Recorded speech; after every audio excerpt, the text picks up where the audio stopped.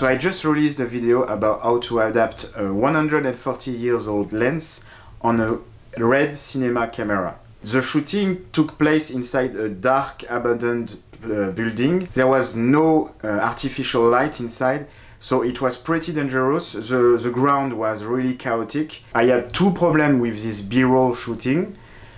It was really dark and I didn't know where I was walking, and also it was dangerous because you can get some fire projection from the sword and from the fire breathing.